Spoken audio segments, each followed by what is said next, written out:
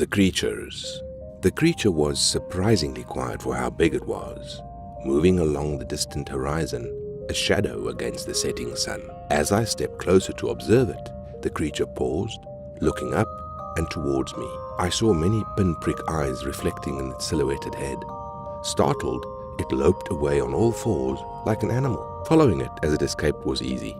The creature was so clumsy in its movement that it left tracks that were easy to follow. But I had observed all that I needed to see, and now I can rest. It has been a long day after all. Taking a break to catch my breath, I decided to sit down and start actively writing my report for my superior about everything I've just seen today. I am Field Agent Alexandria. I am the 9th agent to take the name of Alexandria. Under agency guidelines, I was assigned this mission from my superior, Senior Agent Virginia. See, our monitoring stations interrupted a call to animal control from a bunch of scared hikers. It appears that they stumbled onto a creature that they couldn't identify. So the agency took over the case and I was assigned to observe and see what was going on. Oftentimes, calls like these end up being fake because the people in question had either too much to drink or took some really potent mushrooms and imagined the whole encounter. And because no one has died, they assign more rookie agents. Agents like me, to check out the scene and figure out the actual story. I'm actually pretty excited that something was actually going on. This is one of my first solo missions since I've joined the agency, and it's a solid chance to show my chops. So the first thing to do was to sneak into the hikers' campsite and plant some really potent mushrooms in their food supply, then sneak back out. That way, when I arrived and took their statements, I could ask if anyone had slipped them something. Yes, it does make them mad, but then I'll ask to search their food supply and stumble across the mushrooms. I advise that next time they should be careful about what they eat and they should leave the campground while I look for the wounded animal that was actually reported. My actions probably did damage their friendship, as they left the campground accusing someone in the group of drugging them all, because how else would they see what they did? It wasn't the most moral of actions, but it saves the time of wiping their memories or having to explain and make them sign federally enforced non-disclosure agreements. Fun mornings aside, I still have to track the creature. Following their statements, I first came across it maybe an hour or two later, deep in the national park. It was big, much bigger than I expected. Probably bigger than a large giraffe. It was covered in dirty brown, almost black fur, and had very long human-like arms and legs. The creature's body was just a large mass of yellowish eyes. It was picking fruits off a tree and awkwardly shoving it into the massive hair that made up its body. I was going to call in a code giant, something that was way out of my league. But before I did, I saw the creature stumble and break apart into dozens of smaller creatures. The smaller version, now that they weren't huddled together, allowed me to get a closer look. The smaller creatures looked like squirrels if they weren't the size of medium-sized dogs and didn't have 5 legs and 6 eyes. And just as quick they fell apart and quickly latched onto each other and formed back into the giant mass again, awkwardly walking through the trees and out of sight. Before they did so, I took the chance to fire my tracer gun. It launches a tracking bug right into the mass of fur so that I can keep tracking it and observe more about it. As I followed the creature, I saw it trip and collapse in the separate creatures several more times.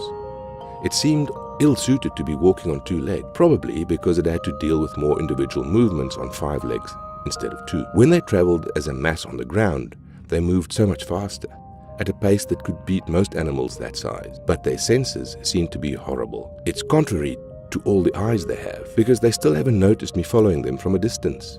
The answer to why they grouped together to form the giant was soon answered. A bear had stumbled onto their path, probably looking for a quick meal. That was when they all grouped together and formed the large creature, dramatically making an aggressive pose that hovered over the bear. They even produced a horrible sound, probably by screeching in sync. It proved to be effective, as the bear got intimidated and retreated the other way. And soon, the creature stumbled and broke apart again. It must be a defense mechanism to keep predators from hunting them. Soon, the creature arrived at a lake that, had I not followed them through the national park, I probably wouldn't have been able to find myself. They had concealed the entrance with downed trees, probably by using their numbers to knock them down and working together to drag them to hide the small pathway. There was also a scent in the air that was mildly unpleasant to smell, like rotted fruits and meats. Creatures seemed to be very cunning in setting up ways to drive away predators.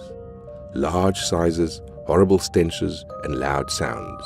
things that would get dangerous animals to really not want to approach. Unfortunately for them, humans are very curious, and I need to make sure there's no more hidden dangers or bodies before I call in my report. So, carefully going through the trees, I found that there were even more of the creatures than the number I was following.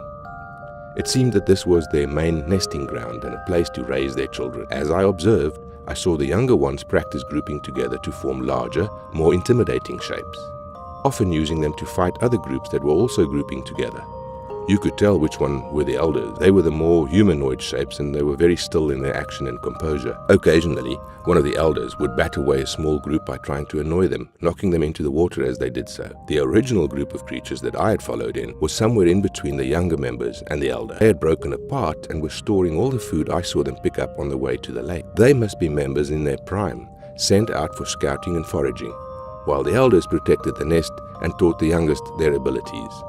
I didn't see any human bodies, just remains of food wrappers and various odds and ends. There was very little meat that I noticed, but a lot of fruits, berries, nuts and vegetables, plus the odd more wrapper from probably campsite.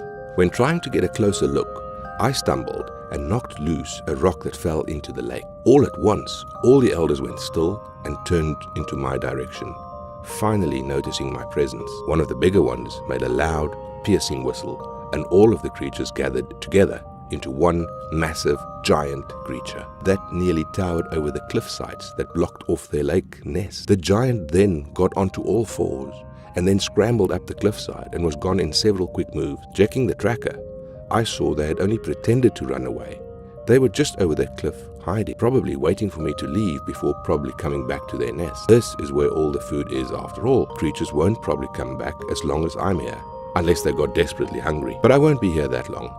I just need to sign off this report and send it in. If there isn't a file in the archive about this creature, I do believe I get to name it, which is a point of pride for junior agents. I think 5-legged mimics will work just nicely. This is Junior Agent Alexandria, signing off.